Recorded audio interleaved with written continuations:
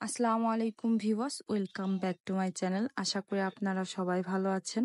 আজকে যারা কেকের ফিনিশিং আনতে ঝামেলার মধ্যে আছেন তাদের জন্য 2 মিনিটের মধ্যে সহজভাবে ফিনিশিং দেখানোর চেষ্টা করব। এটা যেহেতু 1 পাউন্ড কেক 7 ইঞ্চি রাউন্ড মোলে বেক করা, এর জন্য আমি 2টি স্লাইস করে নিয়েছি।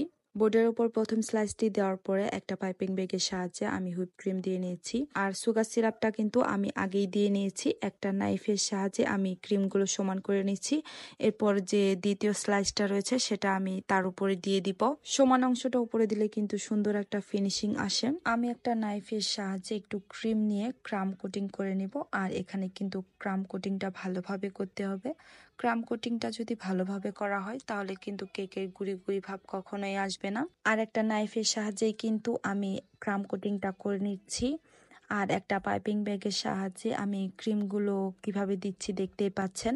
আর এভাবে দিলে কিন্তু অনেক তাড়াতাড়ি ফিনিশিং আসে। আর এই অবস্থায় কিন্তু ক্রিমটা অনেক স্টিপ থাকতে হবে, না হলে কিন্তু ভালো একটা ফিনিশিং আসবে না।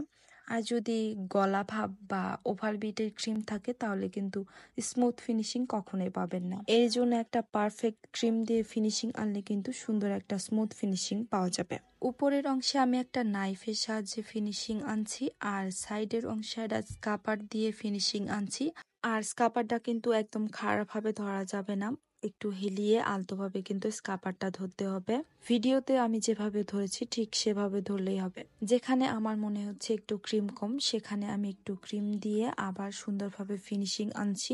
আর আমি যে ক্রিম দিয়ে কাজ করেছি সেটা ছিল ভিভো হুইপ ক্রিম হোয়াইট, যেটা সেটা দিয়ে কিন্তু আমি কাজ করেছি।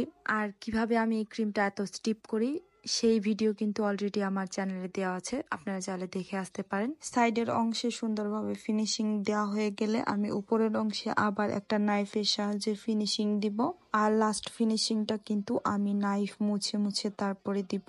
আর লাস্টে যে ফিনিশিংটা হয় সেটাতে কিন্তু তেমন ক্রিম উঠে আসে না। দেখতেই পাচ্ছেন আমার কিন্তু একটা স্মুথ ফিনিশিং এসে গেছে।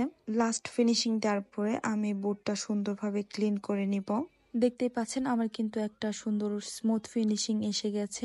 আজ এ পর্যন্তই। ভালো থাকুন, সুস্থ থাকুন, খুদা হাফেজ।